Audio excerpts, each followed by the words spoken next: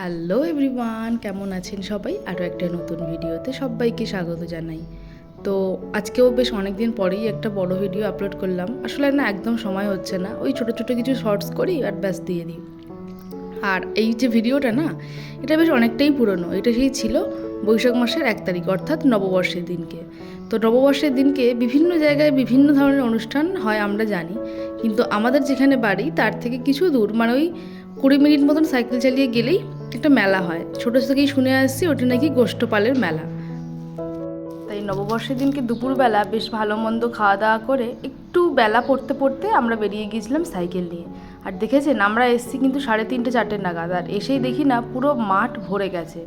তো আগেরও কিছু বছর এইখানে এসছিলাম, আর ইচ্ছা ছিল এইখানকার যে ঘোড়াছুট দেখব, কিন্তু ঘোড়াছুট এসে দেখি না সে অনেকটা দূরে হচ্ছে, ফলে যেতে পারিনি। আর শুরুও হয়ে গেছে শেষের পথে। তো যে সমস্ত দোকানগুলো বসেছে সেইগুলো দেখতে দেখতে এগিয়ে যাচ্ছি আরও একটা মূল আকর্ষণের দিকে। জানেন তো, এই মেলাটা না বেসিক্যালি বিশাল একটা এরিয়া জুড়ে হয়, কিন্তু এইবারে যখন গিয়ে দেখলাম যে মেলাটা বেশ অনেকটাই ছোট হয়ে গেছে।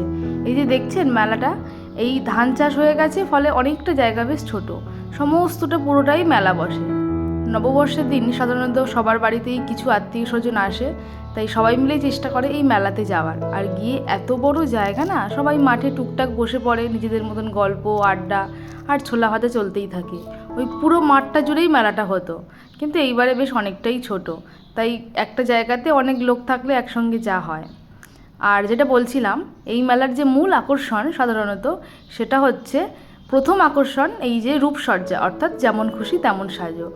তাই আগে ভাগে থাকতেই একটা খুব ভালো জায়গা দেখে বসে পড়েছিলাম, নাহলে পরে কিন্তু আর জায়গা পেতাম না।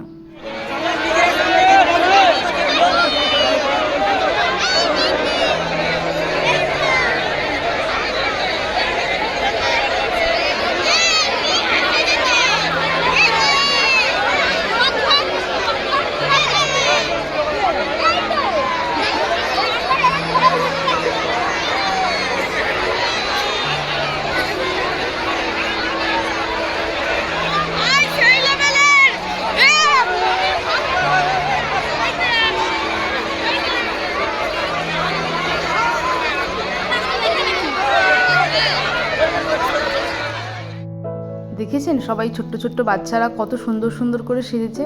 তবে বেশিরভাগ দেখলাম ওই সমাজকে কেন্দ্র করেই যা এখন চলছে সেইগুলোই তারা বেশি রূপ দেওয়ার চেষ্টা করেছে, আর প্রত্যেককে অসম্ভব ভালো সেজেওছে এবং খুব সুন্দর করেছে।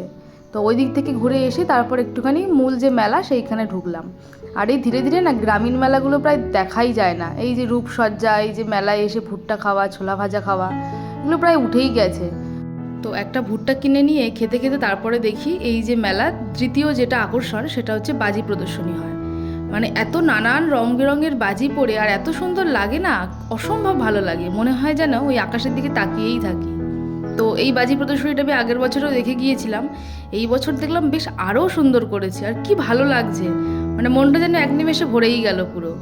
তো এই বাজি প্রদর্শনী যেটা হচ্ছে এটা প্রায় দীর্ঘ অনেক বছর ধরেই হয়ে আসছে, আর কত দূর থেকে এই বাজি প্রদর্শনীটা দেখা যায়, কি ভালো লাগে। আর ওই বলছিলাম না যে এইবারের মেলার মাঠটা একটুখানি ছোট করে দিয়েছে, ফলে এত লোক হয়েছে চারিদিকে, তো মানে দাঁড়ানোর ঠিক মতন করে জায়গা নেই। কোনো রকমে একটা জায়গায় দাঁড়িয়ে একটুখানি ওই ভিডিওর ক্লিপিংস নিয়েছিলাম।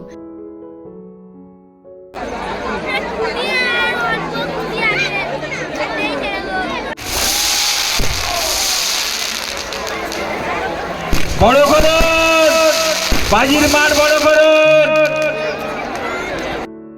তো বাজি প্রদর্শনী তো চলছে ওইদিকে, কিন্তু এদিকে মেলায় এসছি একটু জিলিপি না কিনলে হয়, তাই চলে এসেছি জিলাপির দিকে। মানে আমি খুব বেশি জিলাপি খাই না, কিন্তু ওই যে ভাজে আর দেখতে এত সুন্দর লাগে, তাই বাড়ির জন্য একটুখানি নিয়ে নিয়েছিলাম। আর তারপরে এসেছিলাম একটুখানি ওই ঘুগনির দোকান খুঁজতে, কিন্তু দেখলাম যে আমার পছন্দের ঘুগনির দোকানটা এদিকে আসেনি, তাই এর খাওয়া হয়নি। তারপরে গিয়েছিলাম একটা তরমুজ। হ্যাঁ,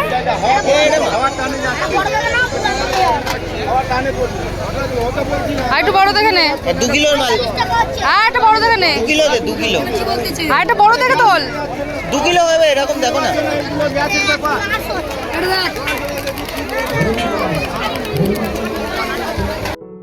আর এই ছোটো ছোটো ডুগডুগিগুলো দেখেছেন? সেই ছোটোবেলায় যখন মঠে ঝাঁপ খেতে যেতাম না, তখন দিদা একটা করে কিনে দিত, আর সারাটা রাস্তা ডুগডুগ ডুগডুগ করে বাজিয়ে বাজিয়ে ফিরতাম। বাজে বাজে তো দিদাই বলতো, আরে বাপু এবার কানটা ঝালাপালা করছে, এবার বাবা বন্ধ দে। তো এইবারে বাড়ি ফেরার পালা, বেশ অনেকক্ষণই ছিলাম, কিন্তু তখনও না বাজি প্রদর্শনী চলছিল। তো আমরা ফিরে তো যাচ্ছি বটে, কিন্তু দেখলাম যে আমরা ফিরছি অল্প কয়েক মাত্র, আর যখন আসছে তার থেকেও বেশি। রাত্রে আবার যাত্রাও আছে শুনলাম, তো সেইখানে প্রচুর মানুষ যারা ওই মাঠে বসে যাত্রা দেখবে। আর এই দেখুন দূর থেকে মেলার অংশটা পুরো কি ভিড়। তো চলুন, দেখা হচ্ছে পরের কোনো ভিডিওতে। সবাই ভালো থাকবেন, সুস্থ থাকবেন, সাবধানে থাকবেন, আর যদি ভিডিওটা ভালো লাগে একটা লাইক করে দেবেন।